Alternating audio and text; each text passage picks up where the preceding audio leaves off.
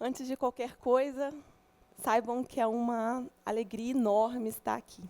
Eu e meu braço engessado. Há alguns meses, a Thaisa me telefonou e me fez um convite. Paula, nós vamos realizar em Maceió um TED. E gostaríamos muito que você estivesse presente para falar sobre mudança de vida. E aí meu coração se iluminou, né? Mudança de vida é mesmo um assunto que me faz transbordar. E estar aqui hoje para falar sobre as pequenas guinadas que movem o mundo é falar sobre mudança de vida.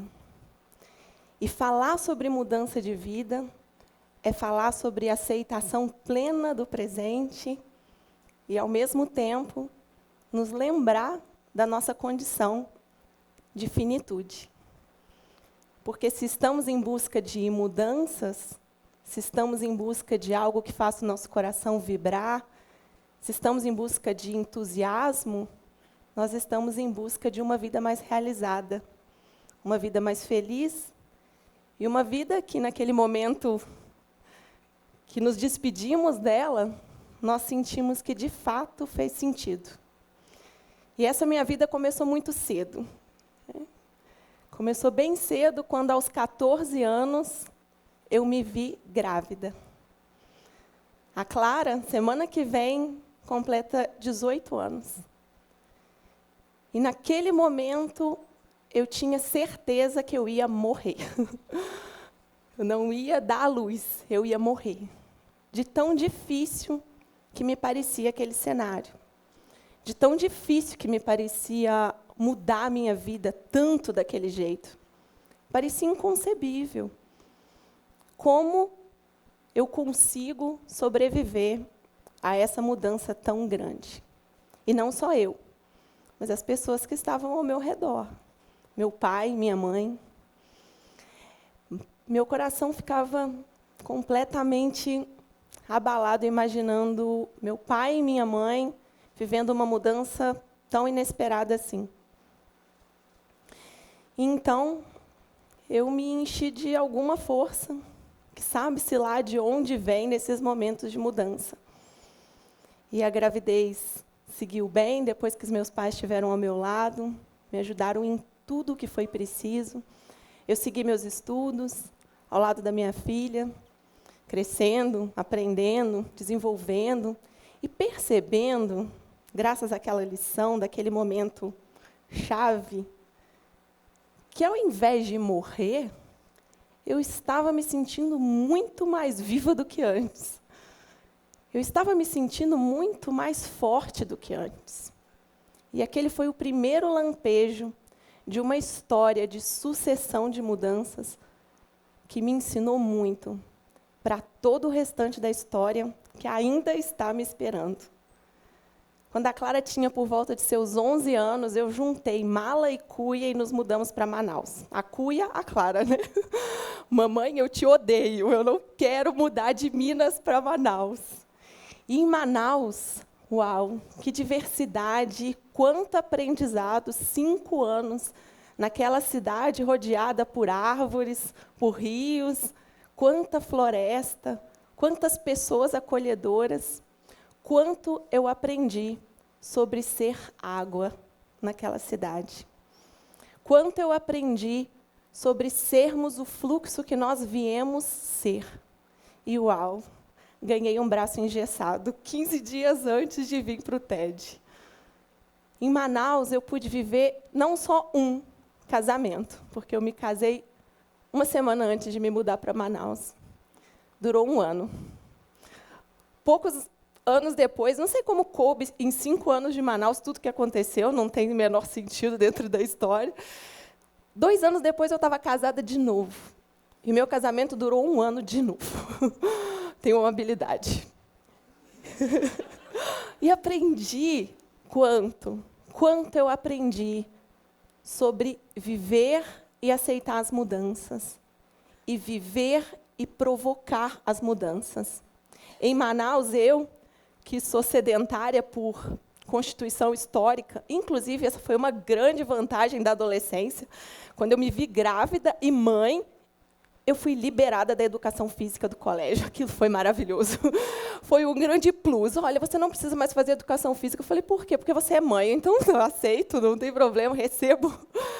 Em Manaus, eu me vi, de repente, desejando, e meus olhos brilhando, sonhando em seguir rumo ao topo de uma montanha, o Monte Roraima. Foi como se ele tivesse se iluminado diante dos meus olhos, e vocês sabem bem do que eu estou falando. Existem momentos da vida que algo se ilumina diante de nós. Aquilo se torna como uma luz que você quer ir naquela direção. E os outros podem dizer, você está doido, isso não faz o menor sentido, você só pode estar ficando maluca. Como assim, para uma montanha? Você não sai nem da sua cidade para fazer uma caminhada mais longa? E eu tinha certeza, meu coração sabia, vai para a montanha. Eu me preparei como pude, sedentária que sou. Pelo menos eu fui para a academia com a mochila nas costas, fazer alguma esteira, fazer alguma coisa. E em 2011, em junho de 2011, eu pegava a minha mochila e todos os meus medos e ia em direção àquela montanha, que se tornou um grande símbolo de toda a mudança que eu já tinha experimentado na minha vida. Naquele momento, eu tinha acabado de me separar do meu primeiro casamento.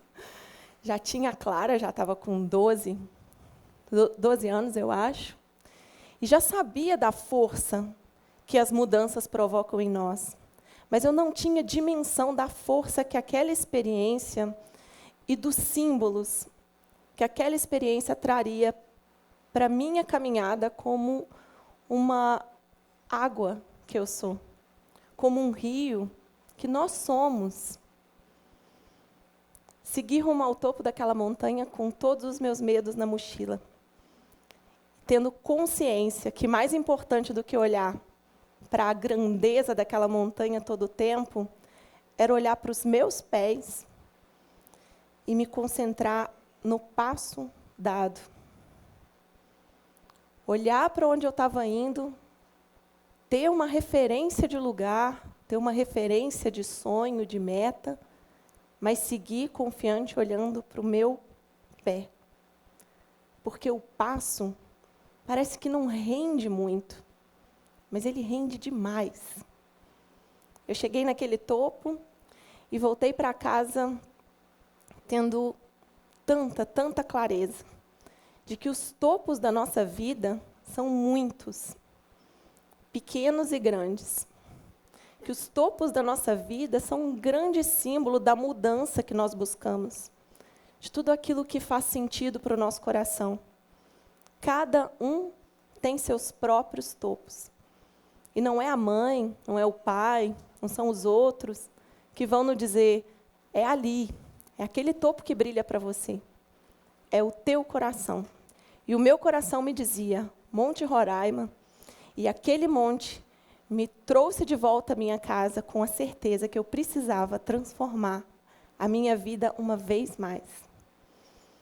Integrando, conectando as partes, sendo realizada o máximo que eu pudesse em cada uma das áreas da minha vida. Como mãe, como profissional, como esposa, como filha. Qualquer Paula sendo realizada plenamente. E eu comecei, naquele momento, o maior movimento de transformação da minha história.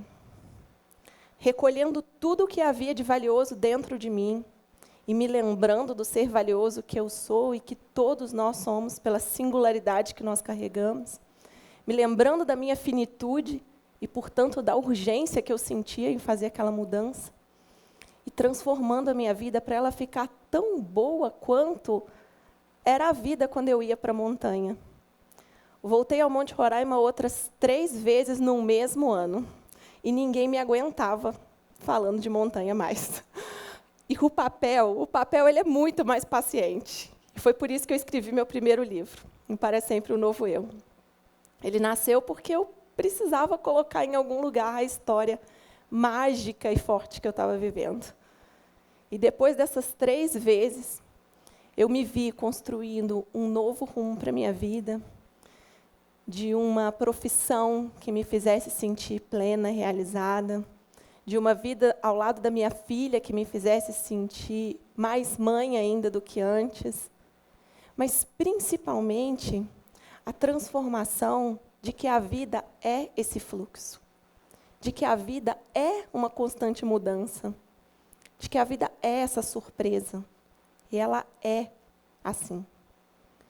E nos lembrarmos que somos água, e que somos seres em transformação, e que podemos, sim, fazer tudo o que os nossos sonhos dizem é lá.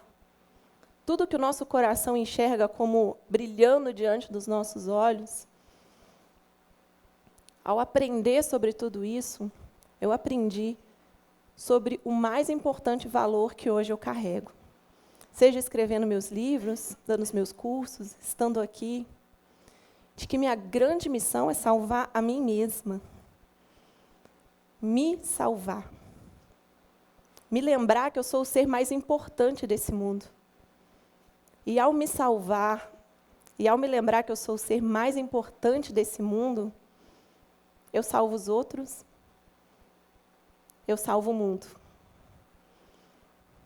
Com essa perspectiva, eu acordo a cada manhã, me lembro da minha finitude, me conecto com o que eu estou sentindo e me pergunto, tão simples, qual a mudança eu preciso fazer hoje para viver a vida que eu quero viver nesse dia?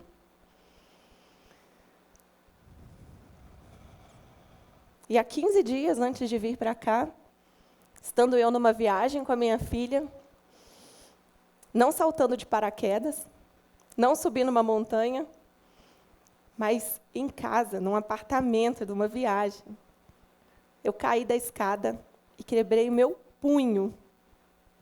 Eu sou uma escritora.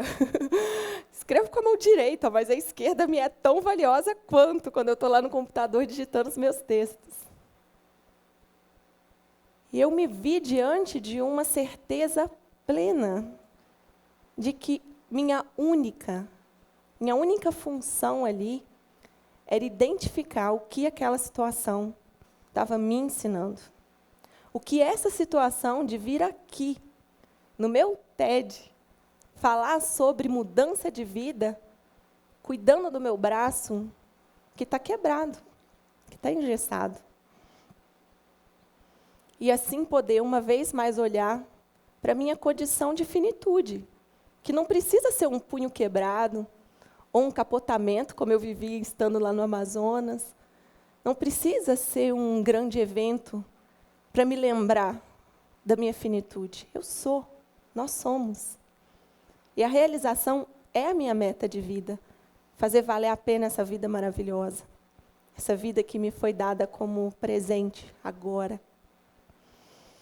A mudança de vida é essa sensação aqui dentro, ó, de que algo pode ser feito, de que sentimos que é preciso fazer algo, de que algo nos chama.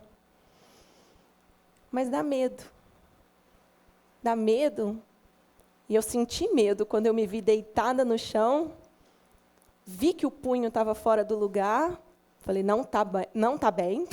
Clara, quebrei o punho. Vamos para o hospital. Até aí eu estava tranquila. Quando eu me lembrei, eu estou na Espanha. Como esses espanhóis usam? Quais os métodos espanhóis para colocar um punho no lugar? Eu comecei, meu Deus, agora como que eles não são muito gentis assim no trânsito, já tinha visto eles gritando, vão colocar meu punho com métodos... E fiquei assim, medo. Medo também como eu senti quando eu estava no meu curso de paraquedismo, porque Manaus também me proporcionou essa plenitude, né? Então, o curso de paraquedismo, tal como as montanhas, ele tem símbolos maravilhosos ali. De você estar diante de algo que você não conhece. Você está na porta daquele avião, você está na plataforma sólida até ali. Mas quando você vai pisar para além daquela plataforma, você não conhece. É o novo, é a mudança. E você tem mesmo a mesma sensação daquela que eu experimentei quando eu estava lá nos meus 14 anos, grávida. Eu vou morrer. Eu vou morrer. A mudança faz isso. Mas faz isso não porque ela é ruim, não porque o medo seja um alerta para você evitar a mudança com todo custo na sua vida, mas porque o medo nos lembra que nós estamos diante do novo.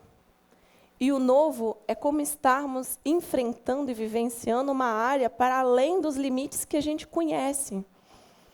Por isso a morte nos coloca tanto medo. Os limites estão aqui.